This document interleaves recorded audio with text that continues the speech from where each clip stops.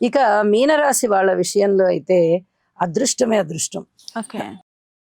4వ స్థానం చతుర్థంలో బుధ శుక్రులు బాగున్నారు. పంచమ స్థానంలో ఈ నెలాఖరు వచ్చే ముందర ఒక వారం 10 రోజుల ముందరే మళ్ళీ శుక్రాచార్యుల వారు బుధుడు కూడా మారి ఉన్నారు.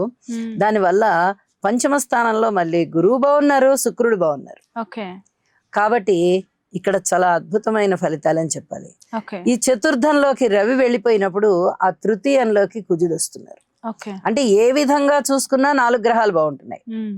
ఇప్పటి వరకు అసలు ఇన్ని గ్రహాలు బాగాలేదు కదా అవును. మీనరాశి వారికి. అందువల్ల ఏమైతుంది, ఒక విధమైనటువంటి ధైర్యం వచ్చి, ఒక విధమైనటువంటి ఒక మనసుకి ఒక ఇది వచ్చేస్తుంది అనమాట. అవును. నాకు ఇంకా పర్వాలేదు, నేను ఆ కష్టాలన్నిటినీ దాటాను, కొంచెం గురుబలం వచ్చింది, మళ్ళీ నేను పుంజుకుంటాను, ఆరోగ్యం బాగుంటుంది, పిల్లలు మాట వింటారు, కుటుంబ జీవితం బాగుంటుంది, అన్నదమ్ములు సహకరిస్తారు, మాతృవర్గ రీత్యా బాగుంటుంది, కొంచెం విలువైన వస్తువులు కొనగలుగుతాను, కాస్త ఉద్యోగ జీవితం కూడా పూర్వం కన్నా అంత హీనం లేకుండా ఇప్పుడు నాకు బాగానే ఉంటుంది. ఇలాంటి ఆలోచనల్లోకి వెళ్ళిపోయేటప్పటికి మానసిక ధైర్యం పెరుగుతుంది. ఓకే. ఇది కూడా చాలా చెప్పదగినటువంటి సూచన.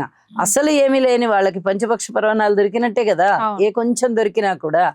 ఇక్కడ అంతే, అసలు ఏమీ లేదు, ఏలినాటి శని జరుగుతోంది, గురుబలం లేదు, మిగతా గ్రహాల బలాలు